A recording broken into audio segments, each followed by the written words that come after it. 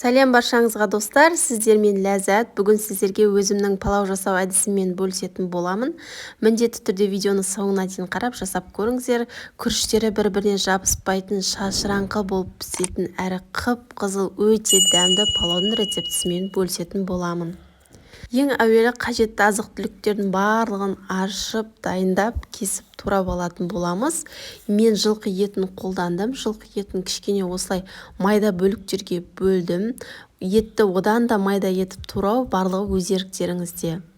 Және де сәбізімізді ең әуелі дөңгелек етіп, содан соң соломка етіп турап аламыз. Сәбізді мүмкіндігінше тым ірі немесе тым жіңішке етіп жібермеңіздер. Сәбіз жіңішке болса езіліп кетуі мүмкін, ал ірі болса кішкене әдемі көрінбейді. Сол себепті орташа әдемі етіп турап аламыз.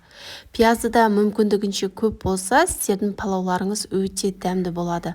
Барлығын алдын ала турап дайындап алдық. Және де қызып тұрған майға ең бірінші етімізді салып, қып-қызыл етіп жақсылап қуырып алатын боламыз. Етіміз жақсылап қызартып қуырылып болған соң, үстінен пиязымызды салып, пиязымыз қып-қызыл болғанша қызартып қуырып алыңыздар. Сіздердің палауларыңыз қып-қызыл әдемі болуы осы пиязға байланысты. Сол себепті пиязды қызартып қуырсаңыздар, палауларыңыз қып-қызыл әдемі болады. Пиязды күйіп кетпеуіне де мән беріңіздер.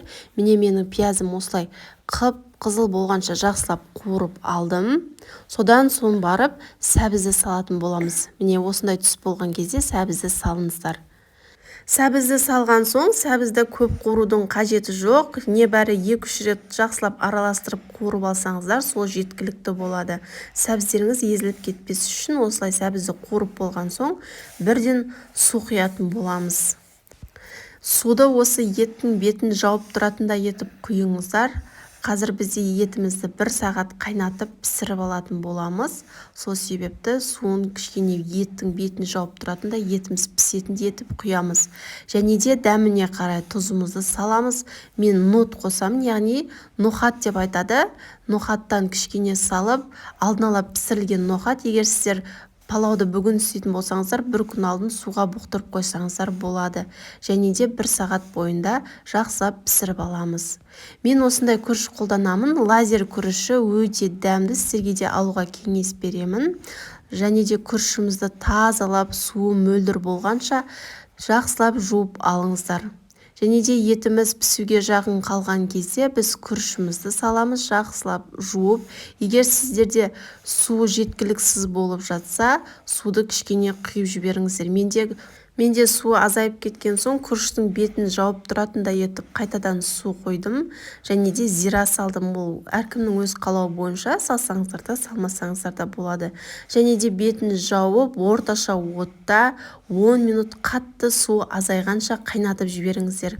Суы тартылғаннан кейін бірден күріштің барлығын бір жерге жинаймыз.